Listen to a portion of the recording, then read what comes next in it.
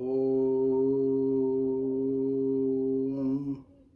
श्री गणेशाय नमः, श्री कृष्णाय नमः, श्री रामाय नमः, ओम श्री महादेवाय नमः, ओम श्री हनुमंतेवाय नमः, गुरुवे नमः।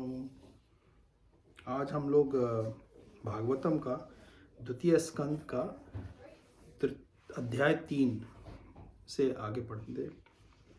शुद्ध भक्ति में सेवा, हृदय परिवर्तन। श्री शुक उवाच एवं एतत् निगदितं पृष्टवान् यत् भवान् मम नृणां यत् म्रियमाणानां मनुष्येषु मनीषिणाम्।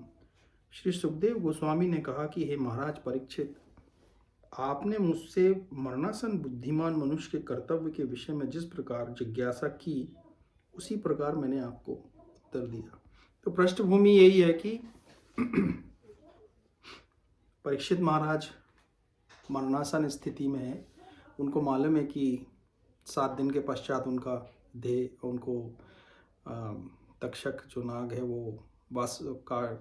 उनको काटने आने वाला है और मृत्यु उनकी हो जाएगी, को डस लेगा वो।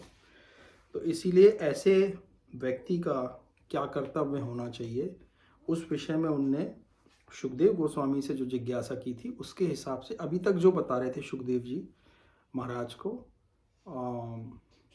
तो वही वो ये बोल रहे हैं कि अब यहाँ तक मैंने आपको जो भी एक व्यक्ति ऐसा है जिसको मृत्यु जिसकी आने वाली है, मृत्यु तो सभी की आने वाली है कभी ना कभी, लेकिन जिसको पता है कि अब कुछ ही दिन बाकी हैं, ऐसे व्यक्ति के लिए क्या कर्तव्य होता है, क्या करना चाहिए, है ना।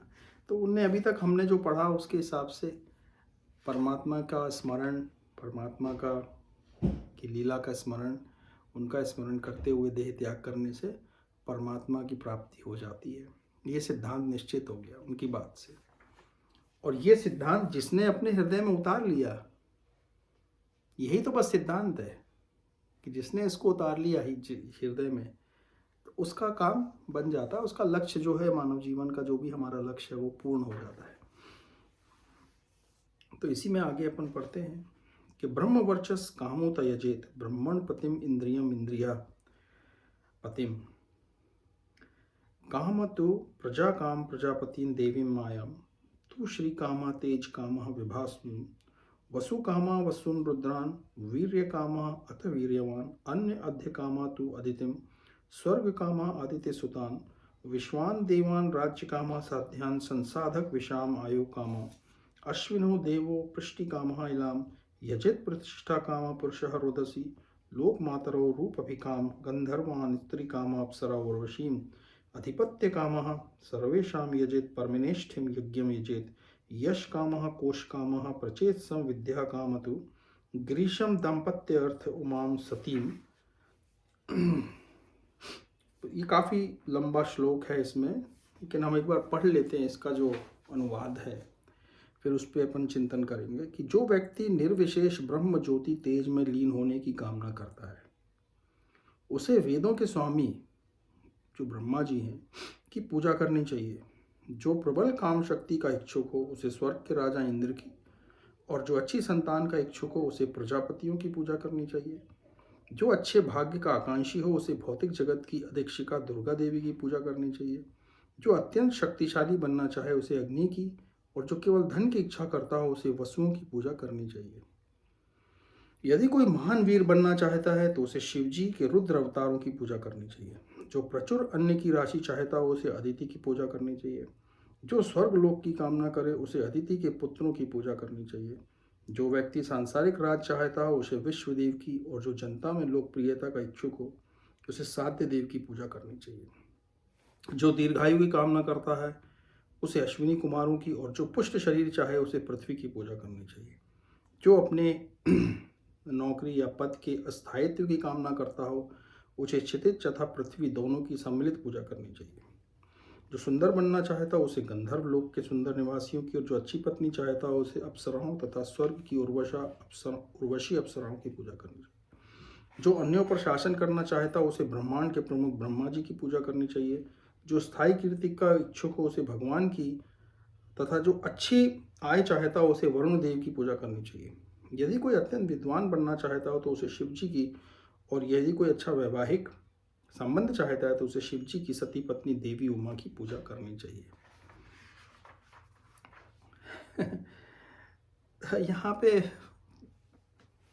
वो एक पृष्ठभूमि बांध रहे हैं मेरे को, ऐसी हमको हमारा जो विषय लगता है कि वो यही है कि अलग अलग देवताओं को अलग अलग विभाग दिए हुए भगवान ने, है ना, और जिनके अपने अपने विभाग है, उनके विभाग के अनुसार वो जिसको जो कामना है उसके अधिष्ठान देवताओं की पूजा करने से आपको वो प्राप्ति होती है ना।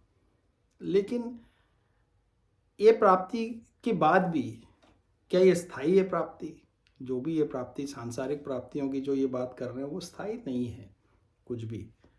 स्वर्ग की भी आपको प्राप्ति हो जाए, आप दूसरों पे शासन भी कर लें, आप बहुत सुंदर भी हो जाएं, गंधर्वों के लोकों में चले जाएं, सिद्धों के लोकों में चले जाएं, अप्सराओं के लोक में चले जाएं, अप्सरा भी बन जाएं, तो वो स्थायित्व प्राप्ति वो सुख दुख तो वहाँ पे भी है ना, सुख दुख वहाँ पे भी है, काम आदि विकार वहाँ पे भी है, काम क्रोध मद लोभ सब नाथ नरक के पंथ। तो अल्टीमेटली जो जितने भी ये पंथ हैं, जो जिनकी यहाँ पे व्याख्या दी हुई है कि आपको अगर जो भी आपकी इच्छा उसको कामना, अगर आप उस देव की पूजा करेंगे तो आपको वैसा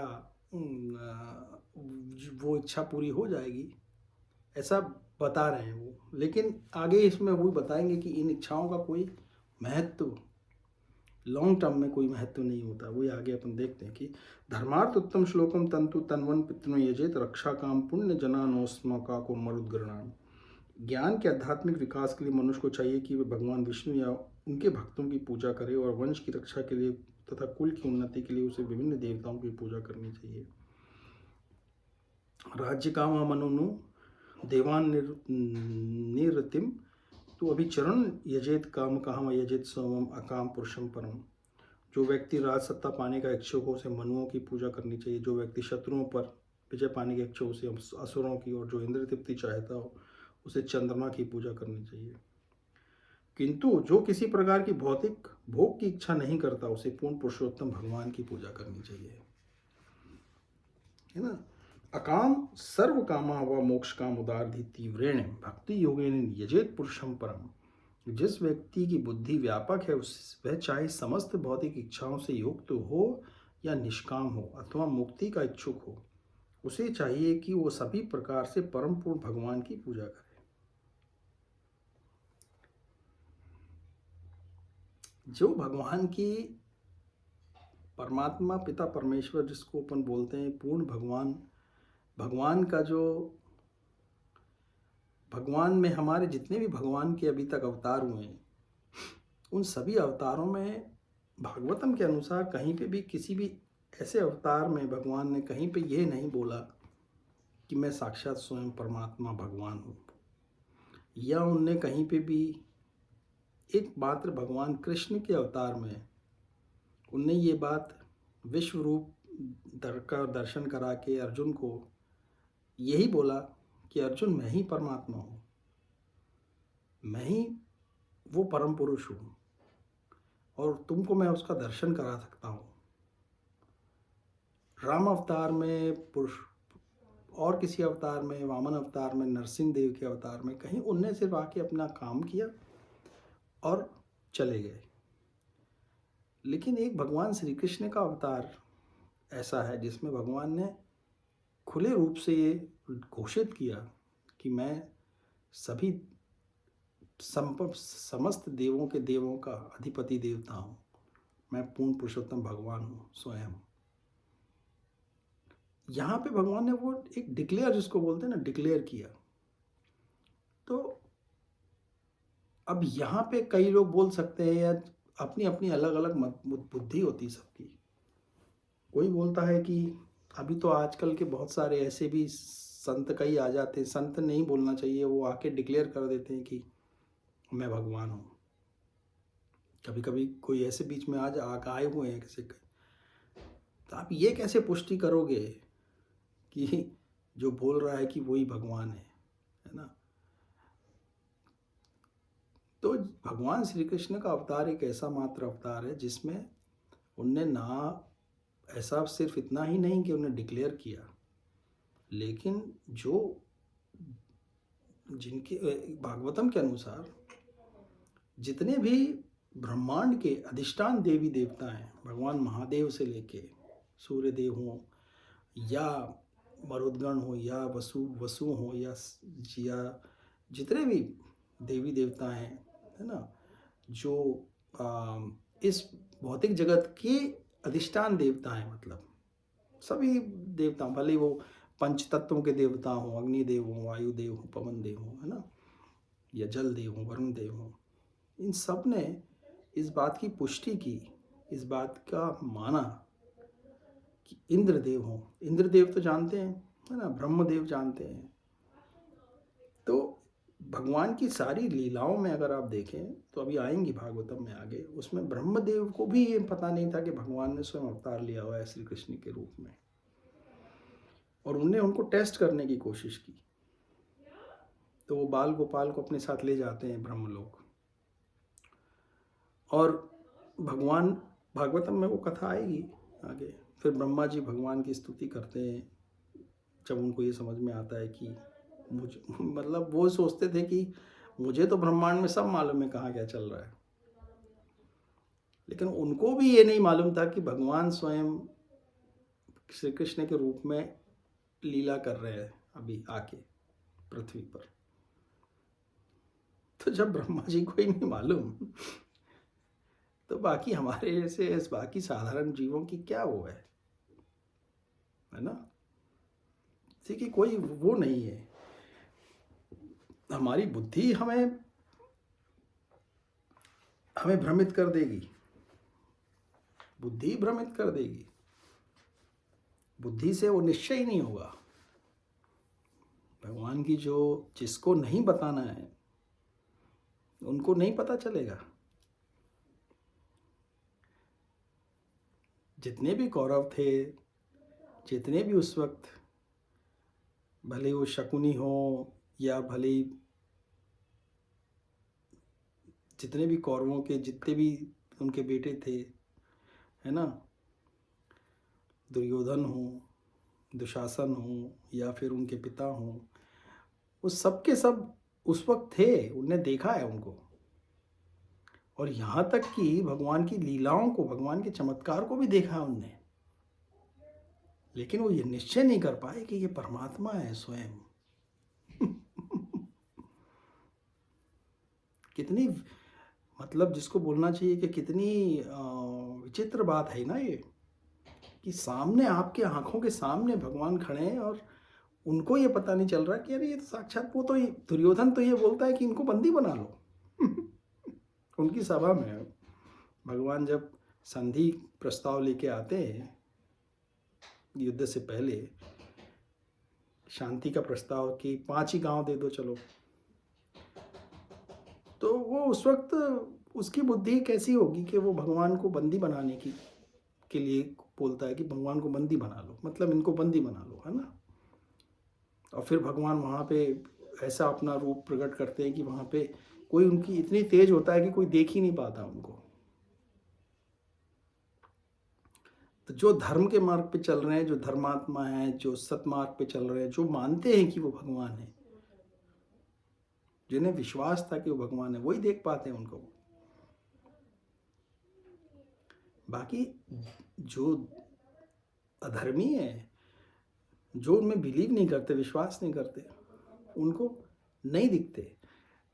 भगवान उन्हीं को दिखते हैं जिनको, जिनके मन में ये निश्चय है कि हाँ ये है।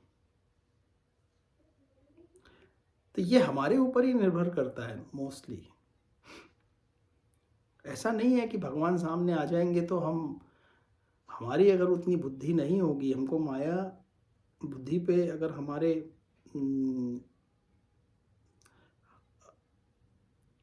उनमें विश्वास नहीं होगा, या फिर हमारे कुछ और इच्छाओं में हमें भगवान के अलावा कुछ और पाना होगा, तब तक माया हमें उनको देखने ही नहीं देगी, उनको हम देख ही नहीं सकते, क्योंकि हमारे ऊपर हमारी इच्छाओं का आवरण हमारी चेतना के ऊपर पड़ा हुआ है, जिससे हम भगवान के उस स्वरूप को, क्या कोई भी स्वरूप को हम मूर्ति में भी नहीं देख सकते। उनको मूर्ति में भी हम भगवान को मूर्ति मान लेंगे कि ये तो मूर्तियां हैं, है ना। तो यहाँ पे वही इन जैसे कि जिसकी जिसकी बुद्धि व्यापक हो चुकी है और जो निष्फिर जिसको जिसको भगवान में पूर्ण विश्वास है। और अब अगर मान लो कोई ये मानता हो कि भगवान तो मनुष्य शरीर में आ ही नहीं सकते, भगवान किसी भी, क्योंकि मनुष्य शरीर को निकृष्ट आप बोलोगे ना, क्या निकृष्ट है ये, है ना, मल मूत्र त्यागता रहता है, इसमें पसीना निकलता रहता है, क्या है ये शरीर, जर्जर होता रहता है, ऐसे में कैसे भगवान आ सकते, भगवान को ये शरीर धारण कैसे कर सकता है। भगवान के लिए कुछ असंभव नहीं है। और भगवान जो शरीर धारण करते हैं वो भगवान का दिव्य शरीर होता है। हमारे जैसा आपके जैसा मनुष्य शरीर थोड़ी होता है, ये त्वचा होती है ऐसी, ऐसे नहीं होता है। राम जी का या कृष्ण जी का जो देह है, वो जो देह दिख रही है आपको, वो देह को आप छूने जाएंगे तो छू नहीं सकेंगे। उस देह को पंचतत्व भी नहीं छू पाते। वो अपना हमारे जैसी देह नहीं है वो। जैसे अभी टेक्नोलॉजी आ गई है ना, कि जिसको बोलते हैं कि वो 3D इमेज बना देता है ना, हेलोग्राम, होलोग्राम। तो भगवान बोलते हैं कि मैं योग माया की शक्ति से प्रकट होता हूं। उसका क्या मतलब है, भगवान ये नहीं बोल रहे कि मैं जन्म लेता हूं, मैं योग माया की शक्ति से प्रकट होता हूं। योग माया मतलब माया से आपको ऐसा लगता है कि मैं हूं वहां पे, क्योंकि ये बात की पुष्टि रामायण में एक जगह पे होती है, जब सीता जी रावण के अशोक वाटिका में जब बैठी रहती हैं और उनको भोजन नहीं करती हैं कुछ भी, तो जो इंद्र ब्रह्मा जी को ये चिंता होती है, इंद्रदेव को चिंता होती है कि ये तो कुछ खा नहीं रही है और कुछ अब, क्योंकि इंद्र की बुद्धि हमारी बुद्धि से कोई ज़्यादा फर्क नहीं है। ये देवताओं की बुद्धि और हम में कोई बहुत फर्क नहीं है, उनमें पावर थोड़ी ज़्यादा रहती है। राक्षस देवता हम लोग, उनमें बहुत फर्क नहीं है। वो ऐसे ही सोचते हैं, उनको ये लगता है कि भगवान को अपना कार्य, हमारा कार्य सिद्ध करने के लिए भगवान आए हुए हैं। अब सीता माता कुछ खा नहीं रही हैं तो ऐसा ना हो कि हमारा काम बिगड़ जाए। तो ब्रह्मा जी को बोलते हैं कि क्या करें। तो ब्रह्मा जी कहते हैं कि जाओ आप एक अमृत ले जाओ और उनको बोलो कि आप अमृत पी लें, तो उनको भूख नहीं लगेगी उससे और वो ऐसी रहेंगी, खाने पीने की आवश्यकता ही नहीं लगेगा उनको। तो इंद्र जाते हैं वहाँ पे, तो प्रकट होते हैं, तो वो उनको देखती हैं तो बोलती हैं कि इंद्र बोलते हैं कि आप ये ब्रह्मा जी ने आपके लिए ये भेजा है अमृत, आप इसको ले लीजिए, ग्रहण कीजिए। तो क्योंकि आप राक्षसों का भोजन खाएंगी नहीं, तो वो बोलती कि मैं कैसे मान लूँ कि तुम्हें रावण ने नहीं भेजा है या तुम आ, कोई बहुरूपीय नहीं हो। तो बोली कि क्योंकि मुझे मालूम है कि देवताओं का शरीर हमारे जैसे, ये मनुष्यों के शरीर जैसा होता नहीं है, और मुझे मालूम है कि राम जी और जो लक्ष्मण जी के जो वस्त्र हैं उनमें कभी धूल नहीं चढ़ती, उनके पैर जमीन से टच नहीं होते, उनको वायु टच नहीं कर पाती, उनकी परछाई नहीं पड़ती। तो आप मुझे दिखाइए आप में ऐसा कोई गुण है क्या। तो वो देखो देवी मैं धरती पे नहीं खड़ा हूँ, मैं अभी आप देखो, तो वो मान जाती है, फिर वो उनको पुष्टि हो जाती है। तो हमारे जैसे आपके जैसे शरीर से नहीं आते भगवान, क्योंकि वो जो तत्व है भगवान का, भगवान के लिए वैसे कुछ असंभव नहीं है। भगवान वैसी कोई क्रिया भी नहीं करते जैसी क्रिया हमारे शरीर करते हैं। भगवान को, क्योंकि भगवान सिर्फ कुछ कार्य करने के लिए, मनुष्यों को बताने के लिए वो इस मनुष्य देह को धारण करके आ जाते हैं, अपना कार्य करते हैं, हम उनको मनुष्य मान लेते हैं। और मनुष्य मान के अब राम जी का अवतार गुप्त अवतार था, राम जी बताने नहीं चाहते थे किसी को कि मैं परमात्मा हूँ, तो वो लीला ही उनने ऐसी की, मानव, साधारण मानव जैसी, है ना। लेकिन जो ब्रह्मांड के बड़े बड़े अधिपति देवता हैं, भले महादेव हैं, महादेव को मालूम था, ब्रह्मा जी को मालूम था भगवान आए हुए हैं, इंद्र को मालूम था कि भगवान अभी लीला करने आए हुए हैं और ये रावण को मारने के लिए आए हुए हैं। लेकिन उनका वो भक्तों के लिए है, कोई भक्त है उनका, है ना। अब शबरी जैसे माता हैं, वो भगवान के लिए कुछ भोजन बना खिलाना चाहती हैं, तो भगवान ने वो दिखाएंगे कि वो खा रहे हैं, एक्सेप्ट कर रहे हैं, उनके जूठे बेर भी खा रहे हैं। भक्त के वो लिए वो अपने स्वरूप को चेंज कर लेते हैं। तो वो भगवान के लिए कोई कठिन कार्य नहीं है वैसा कुछ भी करना, है ना। तो यहाँ पे अपन इसलिए इसकी चर्चा कर रहे हैं क्योंकि ये बताने के लिए कि यहाँ जो लिखा है कि अगर वो इच्छाओं से युक्त हो या ना हो, जो भगवान का भक्त है उसको परमात्मा की ही पूजा करनी चाहिए, और परमात्मा की पूजा ही करता है वो केवल परमात्मा की पूजा के अलावा कोई पूजा करता ही नहीं है, क्योंकि वो सभी देवी देवताओं में सब कुछ जो उसको चाहिए वो भगवान के स्वरूप को सब में ही देख लेता है। ऐसा कहीं होता ही नहीं है कि भगवान के अलावा जिसकी भक्ति प्रगाढ़ हो गई है, जिसकी भक्ति प्रगाढ़ हो गई है और भक्ति में वो आगे बढ़ता चला गया है, उसको जगत के सारे द्वंद्वों में भगवान के अलावा, भगवान के खेल के अलावा, लीला के अलावा, भगवान के स्वरूप के अलावा कुछ दिखाई देगा ही नहीं। क्योंकि जितने भी भगवान के बड़े बड़े भक्त हैं, राममय सब जग जग जानी, है ना। तुलसीदास जी ने क्या है कि सारे जग को आप राममय जानो, भगवान का ही स्वरूप है वो सब कुछ। भले हमारे अंदर हृदय से लेके हमारे दूसरे मानस पटल या उसके बियॉन्ड जो जगत हैं उनमें, या फिर जो हमको विदित हो रहा है, जो बाहर दिख रहा है, उसमें भगवान के अलावा और कोई दूसरी सत्ता है ही नहीं, हो ही नहीं सकती है। कैसे हो? अगर हम लॉजिकली भी सोचें तो भगवान के अलावा कोई सेकंड पावर संभव ही नहीं है, हो ही नहीं सकती है, कैन नॉट बी, वो हो नहीं सकती। उसके एसेंस में, हर चीज के एसेंस में भगवान के अलावा कोई दूसरा हो ही नहीं सकता है। तो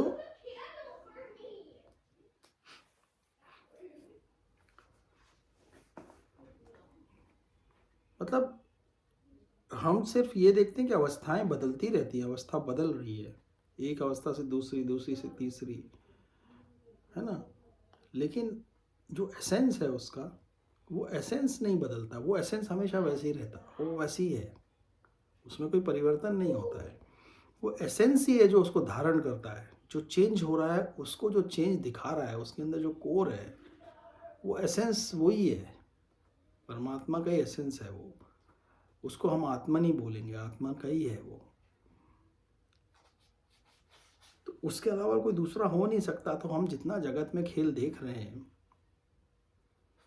मनुष्य हैं हम लोग, हमारे तो बहुत लिमिटेशन है, हम तो बहुत लिमिटेड है हर चीज़ में।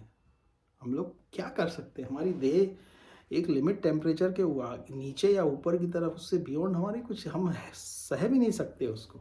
हमारी देह ऐसी बनाई है भगवान ने। 50 डिग्री 60 डिग्री टेम्परेचर पे तो आदमी मूर्छित हो जाएगा, नीचे चला जाए टेम्परेचर तो भी। प्रेशर, हर चीज़ इतनी कंट्रोल्ड है यहाँ पे अर्थ के एनवायरनमेंट में कि मनुष्य की देह केवल उसको ही हैंडल कर सकती, उससे आगे तो हम हैंडल ही नहीं कर सकती कुछ। तो हमारी जो ये मतलब ये जो कुछ भी एग्जिस्ट कर रहा है, हम इतने वीक हैं, हम इस किसी चीज़ को कंट्रोल नहीं कर सकते, हम कंट्रोल्ड हैं। तो ये सब कुछ जो एग्जिस्ट कर रहा है इतना परफेक्ट डिज़ाइन में, भगवान के अलावा और क्या, कौन हो सकता है? इसको भगवान की इच्छा की शक्ति से ये सब कुछ स्थित है। ये सूर्य, चारे, चंद्रा, देव जितने भी हैं, तारेगण, गैलेक्सीज, ये सब कुछ जो कुछ भी जगत में दिख रहा है और जो कुछ नहीं दिख रहा है वो सब भगवान की इच्छा। ग्रेविटी क्या है? Gravity is nothing but the will of God, जिससे ये सब कुछ स्थित है। कोई आधार नहीं है, सूर्य का कोई आधार नहीं है ना, स्पेस में घूम रहा है। पृथ्वी का क्या आधार है? घूम रहा है, लेकिन बंधे हुए हैं, घूम रहे हैं किसी के चारों तरफ। उसको कौन पकड़ के रखा हुआ है? क्या ग्लू है वो जिसने उसको पकड़ के रखा हुआ है? और फिर बड़ी बड़ी गैलेक्सीज को पकड़ के रखा हुआ है उसके, उसमें जा रहा है वो, घूम रहा है, रैंडमली नहीं घूम रहा है वो। एग्जैक्टली उतने ही टाइम में वापस वहीं आ जाता है ना। अर्थ घूमती है तो exactly second to the second वहीं से चालू होती है, वहीं आ जाती है वापस घूम के, उतने ही टाइम में, उतनी देर में घूम जाती है पूरी। तो इतना प्रिसाइज कैलकुलेशन के हिसाब से उसमें वो एनर्जी कहाँ से आ रही है? ना कम होती है ना ज़्यादा होती है, एग्जैक्ट वही कांस्टेंट रहती है वो। तो कैसे भगवान के इसमें, कैसे भगवान ने ये सब कुछ डिज़ाइन किया है? तो ये सब भगवान की इच्छा के बिना हो नहीं सकता है। सारा कुछ भगवान का ही स्वरूप है ये। हमें ये सब भ्रम रहता है बस कि हम कुछ कर सकते हैं। भगवान ने सिर्फ एक जीवों की इच्छाओं की पूर्ति के लिए, जीव एक वो आए हैं, ड्रीम कर रहे हैं उसको, अपनी इच्छाओं की पूर्ति के लिए उसको ड्रीम कर रहे हैं, और बस उस ड्रीम में वो, मैं उनको लग रहा है कि हम कुछ कर रहे हैं। एक ड्रीम है वो, उस ड्रीम में बस हम, ये सारा सब कुछ जो है एक ड्रीम की तरह ही है बस। ड्रीम से ज़्यादा और कुछ भी नहीं है ये। इसलिए इसमें इतना सीरियसली इसको लेने की आवश्यकता ही नहीं है। लेकिन अज्ञानता में, एक तो हम वैसे ही माया के अंदर हैं, तो हम वैसे ही अज्ञानता में हैं, ऊपर से और अज्ञानता चढ़ा लेते हैं कि मैं इससे अच्छा हूँ, मैं उससे बुरा हूँ, मैं इससे आगे हूँ, मैं पीछे हूँ, ये है, मेरे को ये पाना है, मेरे को ये और हम अज्ञानता बढ़ा लेते हैं, और अज्ञानताओं के ऊपर अज्ञानता की चादर चढ़ाते चले जाते हैं, और फिर दुख और सुख भोगते रहते हैं ना। जबकि हमारा जो ओरिजिनल, जो हमारा परम तत्व, जो हमारा एसेंस है, तत्व है, वो इन सब से बियॉन्ड है। एक्चुअली उसको वही है जो सब क्रिएट भी कर रहा है इग्नोरेंस में। भगवान ने हमको दिया हुआ एक फ्री विल दिया है, भगवान के तत्व अंश, भगवान के जीवात्मा जो है, जीवात्मा, वो जीवात्मा भगवान का अंश है। भगवान ने बोला है ना कि जीव ममेव अंश है, मेरा अंश है जीव। तो मेरा अंश होने से उसमें वो सारे गुण हैं जो मुझ में हैं। लेकिन उसने क्या है, अपनी फ्री विल के कारण ज्ञानता इकट्ठी कर ली, इग्नोरेंस में ये सब कार्य हो रहा है। तो और ऐसा कुछ नहीं है कि भगवान कुछ, हम लोग बोल सकते हैं कि भगवान सब कुछ ठीक क्यों नहीं करते, या भगवान सब देखते रहते हैं तो भगवान कुछ करते क्यों नहीं है। तो है ना, संसार में इतना दुख भी है, तो क्या हमको नहीं क्या लगता है कि क्या भगवान को कुछ पता नहीं है? जो कुछ होता है भगवान को कुछ ही पता नहीं है क्या, कि क्या चल रहा है जगत में? भगवान को हर एक क्षण क्षण कण कण की, क्षण क्षण की खबर है, उनको सब पता है। लेकिन हमारी अपनी बुद्धि से हम इस द्वंद्व में, डुअलिटी में फंस जाते हैं कि ऐसा होना चाहिए, ऐसा नहीं होना चाहिए। हर व्यक्ति, आप देखो ना, डुअलिटी में कैसे फंसे हुए हैं हम लोग। ये चीज़ सही है, ये गलत है, ऐसा नहीं होना चाहिए, ऐसा होना चाहिए।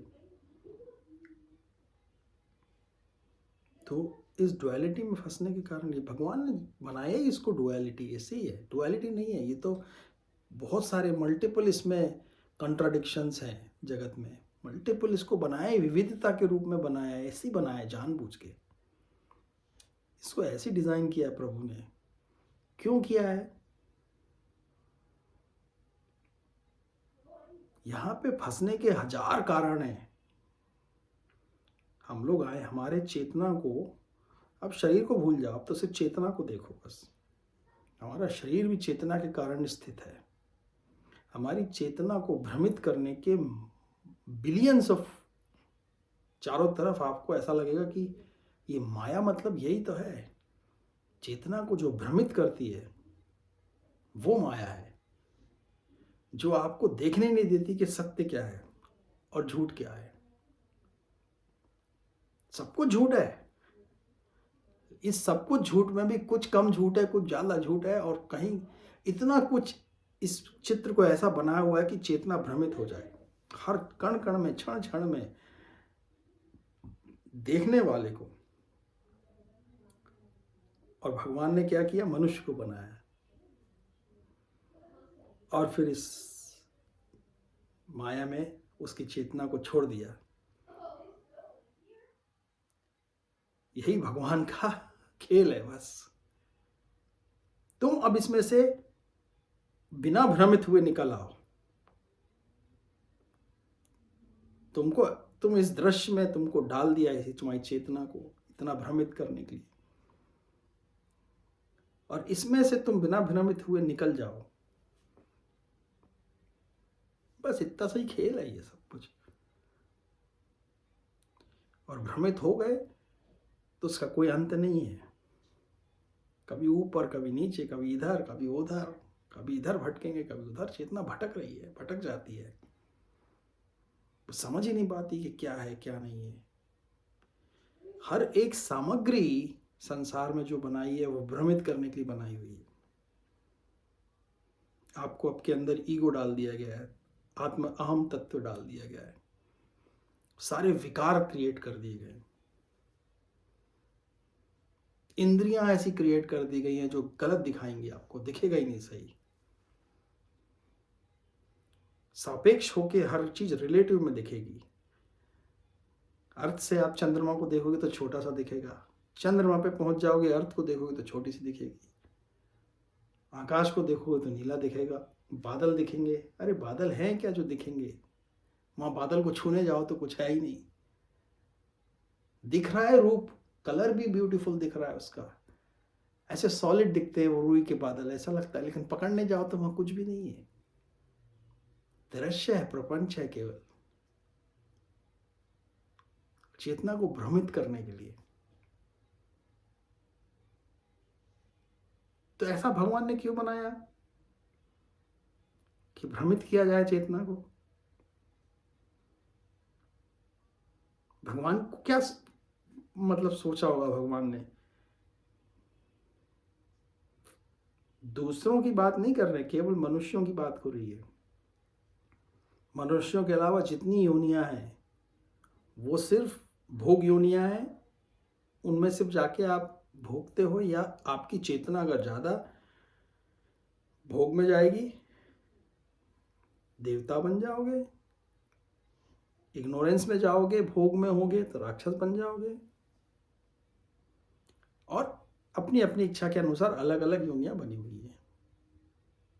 लेकिन मनुष्य योनि जो है उसमें भगवान ने ये दिया हुआ है कि बुद्धि दी है, विवेक दिया है कि तुम समझ सकते हो इसको देख के। ऐसा नहीं है कि तुम भ्रमित होगी तुम्हारी चेतना, लेकिन तुमने अगर उस चेतना का साथ दिया, चैतन्यता का साथ दिया, मैं तुम्हारे हृदय में विवेक के रूप में बैठा हूँ, मेरे विवेक मेरा साथ लिया, तो तुम देख पाओगे। तो साइंटिस्ट लोग क्या कर रहे हैं अभी? साइंटिस्ट लोग क्या करते हैं? इस भ्रम को दूर करते हैं ना केवल। भाई साइंटिफिकली जो साइंटिस्ट लोग रिसर्च करते रहते हैं वो क्या है? वो भ्रम को ही दूर करते रहते हैं। कह रहे नहीं, ये जो तुम्हें पहले ऐसा लगता था कि ये चंद्रमा है, ये क्या है, वाइट वाइट ऐसा जो ये बदलता रहता है, पहले के लोग समझ नहीं पाते थे कि ये कटता क्यों जाता है, ऐसा फिर पूरा हो जाता है। ये कटता नहीं है, वो केवल छाया से दिख रहा है।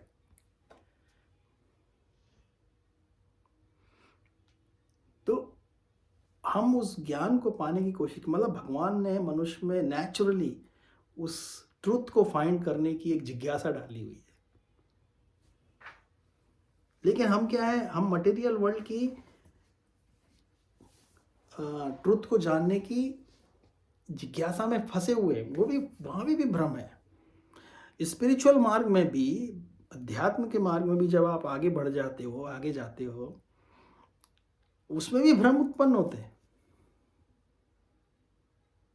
ऐसा नहीं है कि आपने ज्ञान मार्गी हो, आप ज्ञान को जानने की कोशिश करो, चलो आपने मटेरियल ज्ञान को छोड़ दिया, आपने स्पिरिचुअल ज्ञान की तरफ जा रहे हो, आप जानना चाह रहे हो कि मैं कौन हूँ, ये जगत क्या है, परमात्मा क्या है। इसमें भी भ्रम आ जाएंगे आगे। लोग इसमें भी भ्रम में आके फंस के गिर जाते हैं, अलग चले जाते हैं। इतना आसान नहीं है। ये जो मन है ना, ये भ्रमित करता रहता है।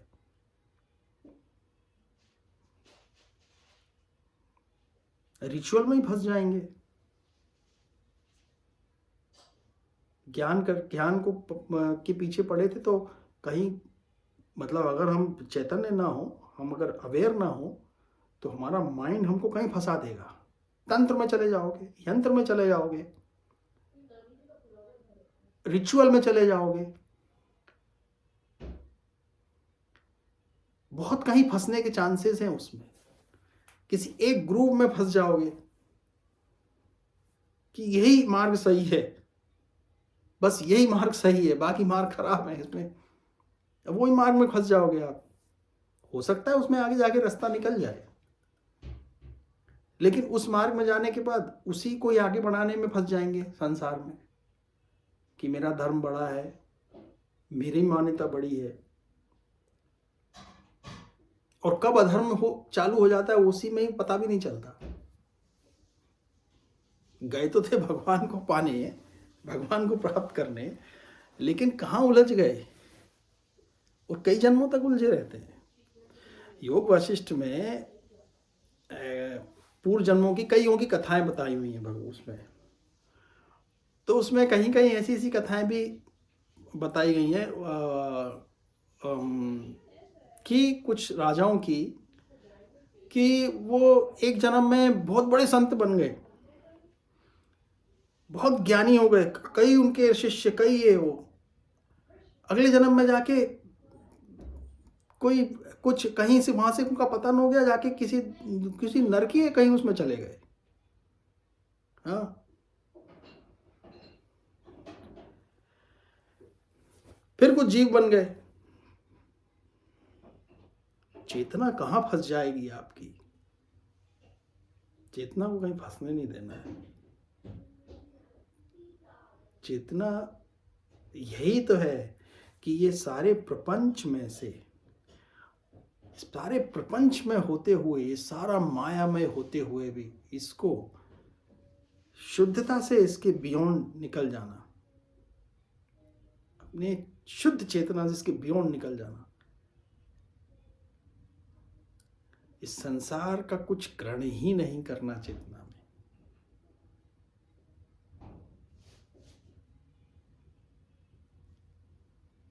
जैसा कि होता है, जैसा कि ट्रूली है, कि जो आत्मन है उसका इस संसार से कोई लेना देना ही नहीं है। ये मात्र उसके अंदर एक दृश्य की तरह आता है, फिर चला जाता है, बदल जाता है, उसको कुछ करता नहीं है। पर्दे के ऊपर इतना कुछ मूवी में चलता है, इतने बम ब्लास्ट होंगे, इतने मर्डर होंगे, कुछ अच्छा होगा, इतना सुंदर पहाड़ दिखाई देगा, लेकिन उस पर्दे को कुछ होता ही नहीं है। बहुत बड़े बड़े आग के दृश्य दिखा देंगे, पर्दा तो चलता ही नहीं है। कपड़े का पर्दे के ऊपर कितना भी आप डालो, कुछ भी करो, वहां पे कुछ नहीं होता उसको। ऐसी चेतना का है, उस आत्मा का ऐसा ही है कि उसको कुछ नहीं होता है। उसके अंदर कितना ही कुछ एग्जिस्ट करे। ऐसे ही भगवान ने कहा ना कि मेरे इस उसको देखो अर्जुन, मेरे इस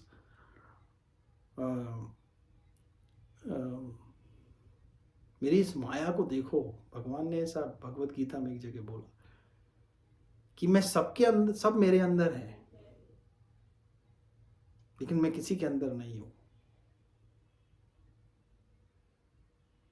मेरी इस विचित्र रचना को तुम देखो कि सब कोई मेरे अंदर है, लेकिन मैं किसी में नहीं हूं, और सब में होते हुए भी नहीं हूं। मेरे बिना कुछ भी एग्जिस्ट नहीं कर सकता।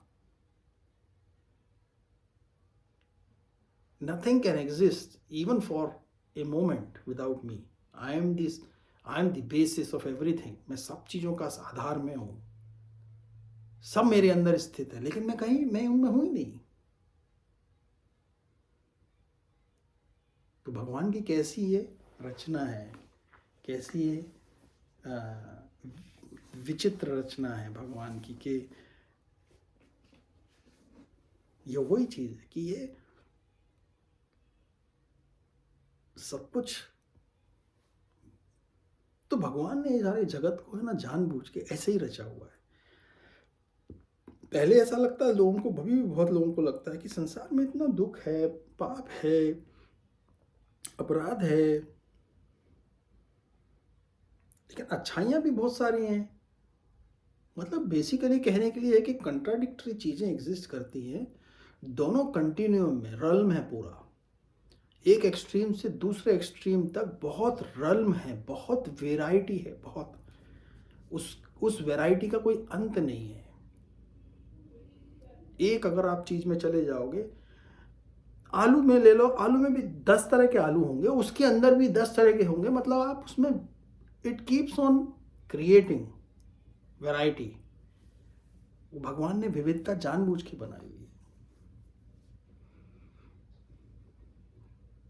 चेतना को भ्रमित करने के लिए ये ऐसा खेल बनाया हुआ है कि इसको भ्रमित करने के लिए, और जो खिलाड़ी है वो खुद परमात्मा ही है, उसमें और कुछ नहीं है, उसके अलावा कोई दूसरा नहीं है। ये मनुष्य देह में क्या, सारे जीवों में भगवान ही है।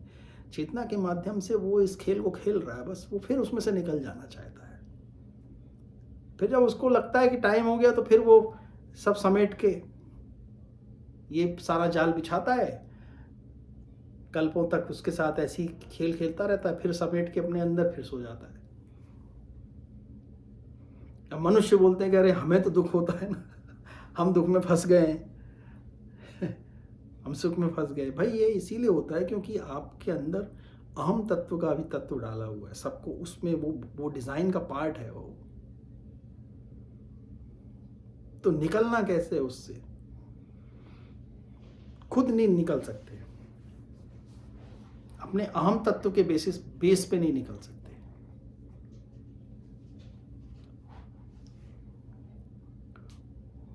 हमारा जो अहम तत्व है उसके बेसिस पे नहीं निकल सकते। वो अहम तत्व को जैसे ही खत्म करते जाएंगे, हमारे स्वरूप का विस्तार अपने आप होता जाएगा। जैसे जैसे मेरे अंदर अहम तत्व कम होगा, वैसे वैसे मैं अपने में और दूसरे में भेद देखना कम करते जाऊंगा। मेरा विस्तार सब में होता जाएगा। जीवों में मैं अपने आप को जीवों में देख लूंगा, जीव को अपने अंदर देख लूंगा, और मैं उनके अंदर अपने आप को देख लूंगा, क्योंकि अब मेरा अहम तत्व है ही नहीं। जब अहम तत्व कम हो जाएगा तो मुझ में दूसरे में मैं फर्क समझूंगा ही नहीं। क्यों? क्योंकि वो आत्मा का डोमेन है। वो आत्मा का कोई डिवीजन नहीं है। आत्मा एग्जिस्ट एवरीवेयर एज वन, उसके दो नहीं होते। ये डिवीजन क्रिएट हो गया है बिकॉज ऑफ अहम तत्व।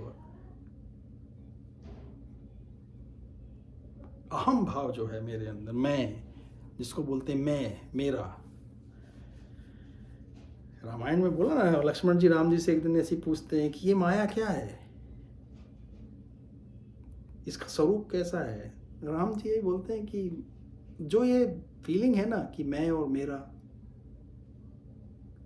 वो और उसका, ये सब माया, यही माया है। जहां हमने ये भेद दृष्टि डाल दी है, और बस वहीं पे माया का काम चालू हो जाता है, क्योंकि माया का बेसिस ही वो है। तो कहीं कोई गड़बड़ नहीं हुई है प्रकृति में, डिज़ाइन में, भगवान की ये डिज़ाइन है, इसमें भगवान ने इसको ऐसे ही बनाया हुआ है। प्रभु की अपनी अपनी लीला ही वैसी है।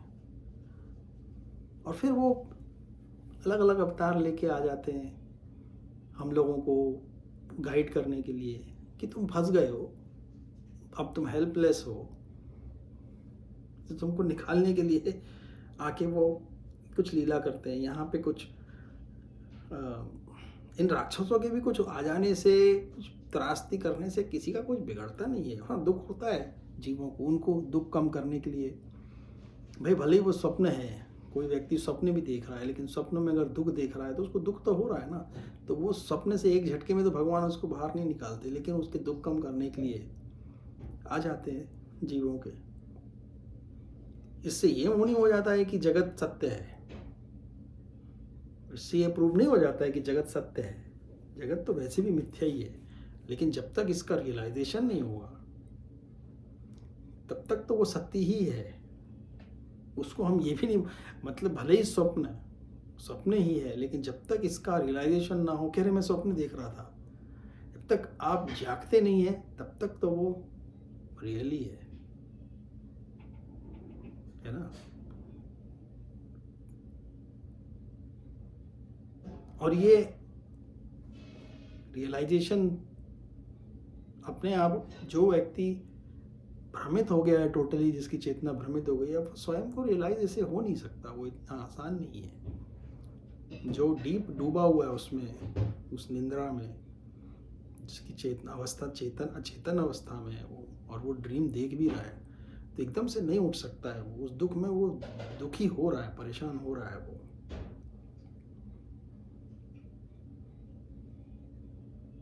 तो ये हमारे सब मनुष्यों की अभी यही स्थिति है। हम लोग पूरी तरह से अचेतन अवस्था में ड्रीम देख रहे हैं अपनी इच्छाओं के माध्यम से। वो इच्छाएं जो है उन ड्रीम्स को पीछे से फ्यूल कर रही है। जब तक ये सब प्रोसेस को रोकेंगे नहीं, जब तक इच्छाओं को नहीं रोकेंगे, अपनी इच्छाओं को पहले रोकना जरूरी होगा। जब तक इच्छाएं नहीं रुकेंगी, इच्छाएं कैसे रुकेंगी, जब तक तृप्त नहीं होंगे। जगत से हेट करके भी आप जगत से नहीं निकल सकते, जगत से प्रेम करके भी नहीं निकल सकते। इस माया से निकलने के लिए तो इसको ऐसे ही छोड़ देना, बस जैसी है ठीक है। अब मेरा काम खत्म हो गया है, मुझे अब इससे कुछ लेना नहीं है, इसमें कुछ देना नहीं है। मैं शांत हूँ, सुखी हूँ, प्रसन्न हूँ। अब मुझे माया से ना तो कोई हेट है ना कोई लव है, संभाव में है। जो जैसा है ठीक है। प्रभु की जगत है, उनकी लीला है, उनका कार्य है, वो कर रहे हैं, चल रहा है बस। लेकिन अब मेरा कुछ इससे लेना देना नहीं है। मैं शांत हूं, मुझे अब कुछ प्राप्त करना नहीं है, और मेरी कोई इच्छा बाकी नहीं है, मुझे कुछ करना नहीं है। हाँ, जीवन चल रहा है, गृहस्थ है, कर रहे हैं, करना है, जब तक जीवन है चल रहा है। लेकिन यहाँ की सच्चाई पता है क्या है, अज्ञानता में नहीं है, हमको इसकी रियलिटी मालूम है। हम इस जगत में खेल रहे हैं, हम जैसे एक बालक खिलौनों से खेलता है, हम भी कभी बड़े भी खिलौनों से खेलते हैं। लेकिन खेलते खेलते वो अज्ञान तो नहीं हो जाते, उनको पता होता है उसकी रियलिटी क्या है। टॉयज हैं, खेल रहे हैं, खत्म हो गया, खेल खत्म, अपना आगे। उसमें ये नहीं होता है कि नहीं और इसमें जीतना ही, अरे यही करना, अरे ऐसा ऐसा।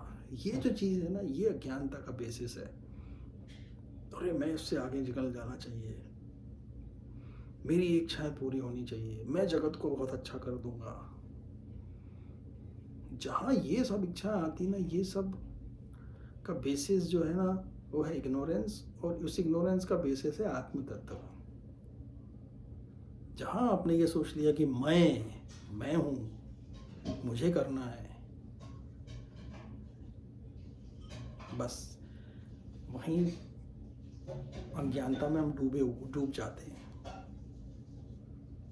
मेरे को कुछ प्राप्त करना है, अरे मैं भोगूंगा उसको, मुझे अच्छा लगेगा, जहाँ ये हमने सोचा कि मुझे अच्छा लगेगा, काश ऐसा हो जाए, सब कुछ फंसाने वाले ये माया के सब ये इच्छाएं जो हैं, ये जानबूझ के सब कुछ डला हुआ है ऐसे ही।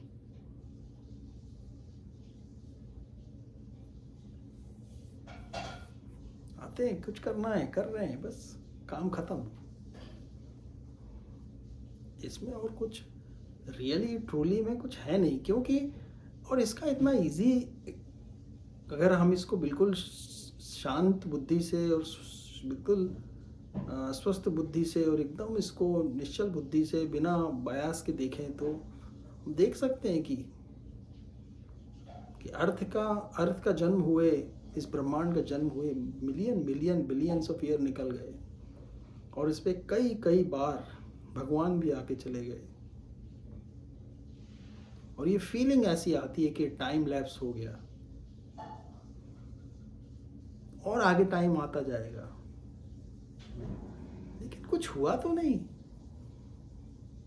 कुछ है ही नहीं, कुछ पता ही नहीं है, हिस्ट्री में कुछ पता नहीं है, कौन आया था, कौन चला गया, billions of people came and gone, किसी का कोई रिकॉर्ड नहीं है कोई। अरे हम हर दिन स्वप्न देखते हैं रात में, क्या कोई रिकॉर्ड है अपने सपनों का? मैं स्वप्न में जाके मैं राजा बन गया, मैंने बहुत बड़ा राज्य बना लिया, एक माया जाल क्रिएट कर लिया, उसमें मैं राजा बन गया, उसमें मैं ये कर रहा हूँ, वो कर रहा हूँ। हर दिन नींद में सोते हैं, हर दिन स्वप्न देखते हैं, हर दिन जाग जाते हैं, ऐसे कई सपने आके चले गए, कई सपनों में ना जाने कौन कौन क्रिएट हुए, कौन चले गए, किसकी हिस्ट्री कहाँ है ही नहीं, कुछ कोई बेसिस ही नहीं है, कोई है ही नहीं, कुछ है ही नहीं वहाँ पे। और उसको सत्य मान के मैं पागलपंती करते रहे कि अरे मैं ऐसा कुछ करके जाऊँ जिसमें वो, जब वो स्वप्न शाश्वत नहीं है तो आपकी हिस्ट्री कहाँ से शाश्वत हो जाएगी उसके अंदर? और वो हिस्ट्री किसके चेतन में शाश्वत होगी?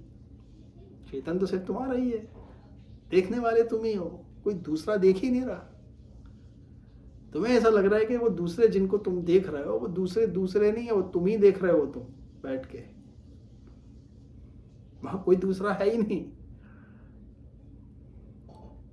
तुमने ही सब क्रिएट कर लिया है वो अपने आप। भगवान की ऐसी विचित्र माया है, उसने क्रिएट कर दिया, और तुम्हें ऐसा लगता है कि तुमसे अलग है वो। तुम राजा बन गए हो तो वो प्रजा बन गए, अरे तुम ही राजा हो, तुम ही प्रजा हो, प्रजा भी तुम बन के खड़े हुए तुम्हारे सामने, बंदी जन भी तुमने बना लिए अपने, और तुम भूल गए कि ये मैं ही हूँ, मैं ही बन के खड़ा हूँ यहाँ बंदी जन, जिसको तुम तकलीफ दे रहे हो, जिसको तुम बोल रहे हो कि ये चोर है, ये सिपाही है, ये जज है, ये सब तुम ही तो हो, तुमने ही ये सब क्रिएट किया हुआ है प्रपंच अपने आप ही। अब भूल गए हो, और ये इंटरेस्टिंग है क्योंकि भूल गए हो, भूल गए हैं कि हम कौन हैं, क्या हैं, हमको क्या प्राप्त करना है। बस हम अब इग्नोरेंस में जिए जा रहे हैं, बस इग्नोरेंस में जिए जा रहे हैं, और वो इग्नोरेंस के ऊपर और इग्नोरेंस और इग्नोरेंस।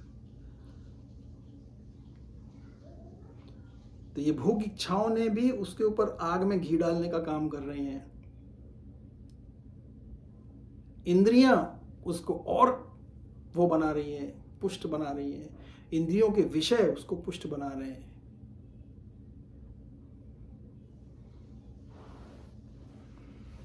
भोग्य और भोक्ता एक ही है, एक ही है। वो जो भोगने वाला है और जो भोक्ता है एक ही है। वो इंद्रियों के विषय और इंद्रियां एक ही है।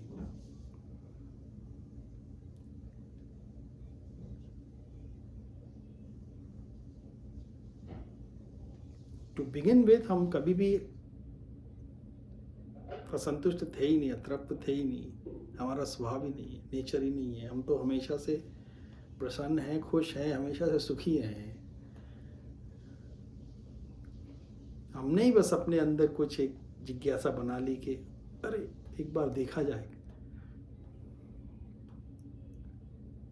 ऐसा ऐसा करें तो कैसा होगा। बस इच्छा है, जहाँ एक चालू हुई वहाँ से एक बीज से बिलियंस ऑफ बीज बन जाते हैं, और उन बिलियंस से बिलियंस ऑफ बीज बन जाते हैं, और फिर उसका कोई अंत नहीं है। और वो चेतना उनके अंदर अंदर अंदर अंदर कहाँ कहाँ तक पहुँची हुई है वो। तो ये सब जानने के बाद भी अपने पुरुषार्थ से निकला नहीं जा सकता, इसमें भगवान की कृपा की बहुत आवश्यकता है। भगवान की कृपा के बिना यहाँ से, ये जानने के बाद भी, हम ये जान भी जाए, मान लो अभी हम वही सब बात कर रहे हैं, ये जानते हैं, हम जान रहे हैं इसको, लेकिन इसके बावजूद भी अपने पुरुषार्थ से नहीं निकल सकते। भगवान की कृपा के बिना नहीं निकल सकते। इसीलिए भगवान की भक्ति जरूरी है, भगवान की कृपा जरूरी है कि प्रभु आप ही हमको इस स्वप्न से जगा दो। स्वप्न में हम इतना तो प्रार्थना कर ही सकते हैं ना भगवान से। चलो स्वप्न देख रहे हैं, और स्वप्न देखते देखते अंदाजा हो गया कि यार ये स्वप्न सही नहीं है, मतलब ये स्वप्न में है ना कुछ गड़बड़ है, मैं अज्ञानता में जी रहा हूँ। तब हम भगवान से ये प्रार्थना कर सकते कि प्रभु मेरे को इस स्वप्न से जगा दो, मुझे ये स्वप्न और नहीं देखना है, मुझे इसमें और आगे मैं बस अब उठना चाहता हूँ, मैं और सुनना नहीं चाहता हूँ।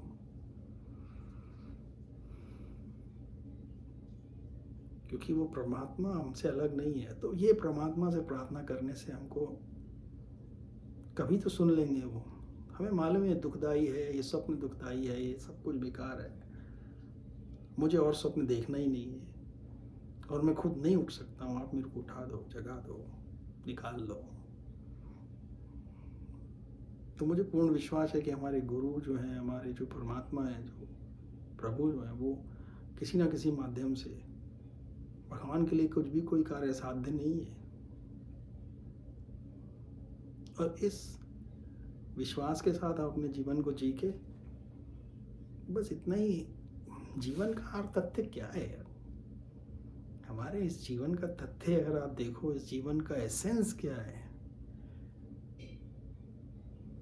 इतना ही है कि ये जानना कि मैं कौन हूं, माया क्या है, भगवान क्या है। ये तीन चीज का बस किसी ने समझ लिया ना, मैं कौन हूं, ये जगत क्या है, और तीसरी सत्ता कौन है। एक मैं हूं जो हमेशा संसार में दुखी है, जो एक जगत है, ये माया है, जगत है, जो कि मुझे बार बार कंट्रोल करती है। इसको मैं देखता हूं, समझता हूं, लेकिन इसके बियॉन्ड नहीं जा सकता। और तीसरी जो हम दोनों को कंट्रोल करती है, इसके भी बियॉन्ड है जो। तो ये जान जाना कि मैं, ये मेरे काम का नहीं है, मैं क्यों आया हूं यहाँ पे, बस यही जानना, इतना जान जाना कि मैं यहाँ पे आया हूं ये जानने के लिए कि ये बेकार है, बस। और this is not for me, I don't want it, I am done with this. यही जानने के लिए इतना अगर रियलाइजेशन हो गया हमको, तो हमारे को काम हो गया। हमको क्या करें, इतना ही जानने के लिए तो आए। इतना दुख जो व्यक्ति झेलता है संसार में, जो व्यक्ति बार बार इतना दुख झेलता है माया के माध्यम से या जो भी, तो उसको ये एहसास क्यों नहीं होता कि ये बेकार है यार, ये सब कुछ बेकार है। क्यों, मतलब बार बार तो मैं कोशिश करता हूं अच्छे के लिए, होता है बुरा। और मैं ही नहीं, मनुष्य जितने हैं संसार में, जितने मनुष्य हैं, कोशिश करते हैं अच्छे के लिए, अच्छा कुछ पाने के लिए, लेकिन होता तो नहीं है वैसा। इसका मतलब यहाँ पे हम कोशिश कर रहे हैं, बालू जो होती है ना, रेत, मनुष्यों की जाति ना जाने जब से बनी है, वो इस रेत से तेल निकालने की कोशिश कर रही है, और लेकिन निकलता ही नहीं है तेल। बेकार की तकलीफ ही तकलीफ है उस प्रोसेस में। लेकिन आज तक कोई एक ऐसा व्यक्ति जिसने 1 ग्राम तेल निकाल दिया उसमें से, ऐसा हुआ नहीं आज तक। इसका मतलब नहीं है यहाँ पे वो चीज। तो इसको समझने के लिए कितना, ये बस यही जन्म, यही तो जानने के लिए आए थे। अरे ये बालू से तेल नहीं निकलेगा यहाँ पे, ये जगह ही नहीं है उसके लिए। हम बेकार का प्रयत्न कर रहे हैं इधर। जो परमानेंट चाहिए वो परमानेंट यहाँ नहीं मिलने वाला है। परमानेंट ऑलरेडी है हमारे पास, हमको बस ये रियलाइजेशन करने से ही हमको परमानेंट प्राप्त हो जाएगा।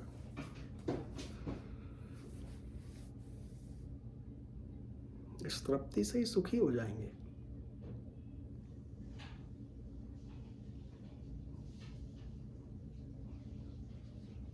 मुझे तो लगता है कि यही बस मनुष्य का जीवन का एसेंस है, और फिर भगवान की भक्ति वहां से चालू होती है आगे। जब कुछ शेष नहीं है करने के लिए, जब आपके मन के लिए और कोई कार्य बाकी नहीं है, तो बस वो अपनी ओरिजिनल अवस्था में है, और वही भक्ति है वो भगवान की। अब आप भगवान के किसी स्वरूप के साथ करते हो या भगवान के ना स्वरूप के साथ करते हो, इससे फर्क नहीं पड़ता। आप एक सम अवस्था में हो, आप परमात्मा के साथ ही हो सदैव। शरीर तो मिलते रहेंगे, बदलते रहेंगे, आते रहेंगे, जाते रहेंगे, लेकिन जो मन के अंदर जो रियलाइजेशन है वो कहीं ख़त्म नहीं होता। वो रियलाइजेशन तो आपका मिल गया जो मिल गया।